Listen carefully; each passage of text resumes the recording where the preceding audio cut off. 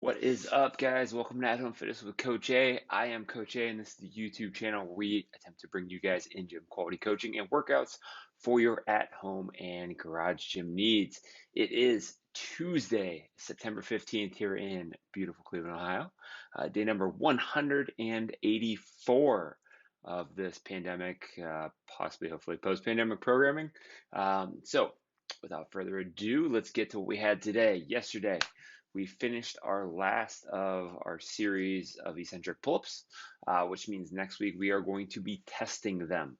The same will go for that pistol work at some point this week, which we'll go over here on the next couple of days, and we'll be testing those as well. So look forward to that. Today's stuff is going to be two pieces, the first of which is going to be a lower body workout, and the second of which is going to be some accessory core work. As always with the accessory stuff, you guys can do it. You do not have to do it. And have to do any of this really, but it is set in order to work with what you're going to do beforehand. So if you are going to do it, the day of the programming is not a bad day for it, but most of the stuff you can pretty much toss in wherever if you want to get some extra core work in. Now, for the workout, we are looking at 50 box jumps to start. That is your buy-in. It does not need to be super fast. I just want you to get through 50 box jumps at whatever your normal height is. It's programmed to 24 inches for the guys, 20 inches for the ladies. But again, that should be a normal height for you, not something you're progressing on height-wise. The second piece of this is going to be the beginning of a 10-minute AMRAP, meaning as soon as you do that 50th box jump and step down or hop down, clock starts 10 minutes, 10 deadlifts at 185, 125, and 20 wall balls. Now, those 10 deadlifts at 185, 125, there's going to be a lot of fatigue from the box jumps. There's going to be more fatigue from the wall balls. Both of those additional movements are probably going to want to push you forward on your feet, onto your toes for the deadlifts. So you're going to have to really focus on staying back in the hips and the hamstrings, keeping those feet nice and flat. That 185, 125 should be a weight that you have a shot of doing 10 unbroken every time.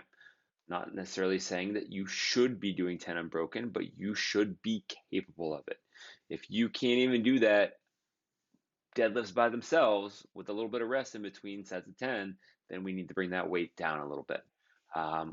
Score, I'm probably looking somewhere in the 4 to 6 round range for most people. If we're somebody that can continually go unbroken on this, I wouldn't be surprised if you guys get more than 6 rounds. So something to shoot for. Now, second piece today is going to be, as I said, a core work setup. You're going to do 3 rounds, a 20-second side plank hold on one side, let's call it right, 20 seconds on the left. The next piece, or the last little piece of the work here, is going to be max hollow rocks. Whenever you come down, whenever your feet, shoulders touch the ground at the same time, whenever you can't sustain the hollow position, keep in mind, when you're doing a hollow rock, we aren't intentionally laying our shoulders back in a manner that allows us to come back. Right? I'll demonstrate this in the garage gym in a second. But that would technically be a break. Your hammies, knees, calves, let's call it, can only be on the ground at the same time as the shoulders when you aren't doing the hollow rock. All right, so if those are touching, bam, that's next. We're going to do 3 rounds of this, as I said, 20-second hold, 20-second hold, and then our max hollow rocks. Put in a rest as needed after the hollow rocks in order to recover a little bit to go back and do that next round. Yes, I understand the side planks are going to wear you down for what is going to be the scored hollow rock. That's fine. That's the point. Stick around if you guys want to see some demonstrations or modifications in the garage gym.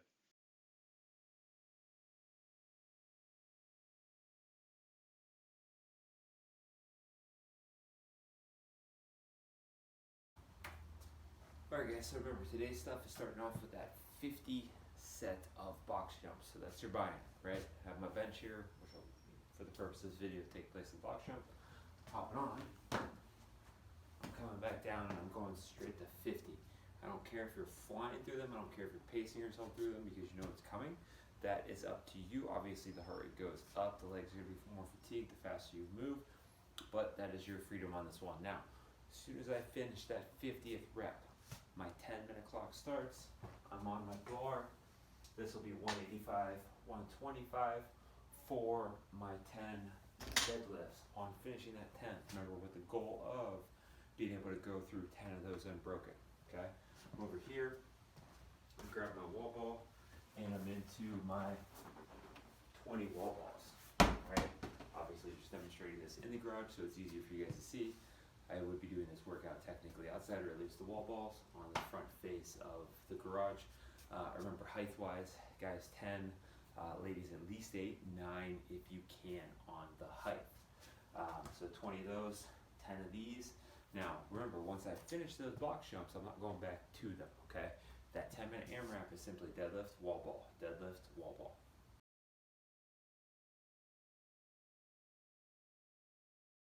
All right, our accessory work today is going to be the 20 seconds of side plank holds.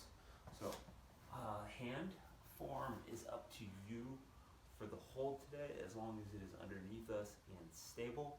I'm going to do the left, then I'm going to do the right, and then I'm into my max effort set of hollow rocks.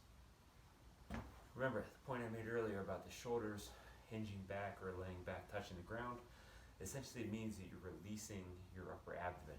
So a good hollow rock keeps the upper abdomen engaged, so it stays part of the bottom of the rocking chair, so to speak. If I'm laying it back, that means I'm essentially grounding myself.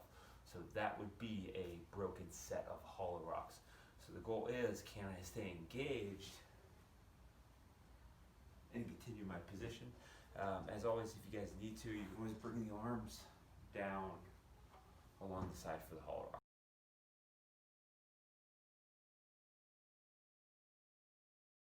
Stay tuned for movement modifications. All right, guys, we're talking Tuesday, movement modifications and scales. So, on the first piece here, the AMRAP and the box jumps, technically. Height on the box jump can always be scaled down. If we need to scale it down, I wouldn't mess with the reps. It's more of a fatigue buy-in. In terms of scaling down the box jump itself, let's go with a step up, in which case the goal is for our knee to be at least as high as our hip, if not possibly even a little higher. If we can get that, 25, 25, stick with your 50. For the deadlifts, what we're looking for is hamstring usage, hip extension, glutes here. All right.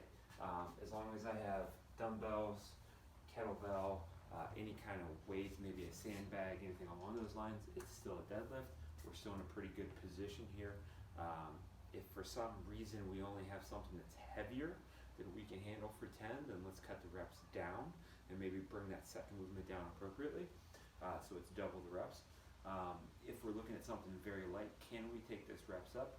Possibly, but if it's really light and the second piece is really light, we can keep them correlated at the same 10 or 20, and you're just going to move faster and collect more reps. Second one is going to be our wall ball.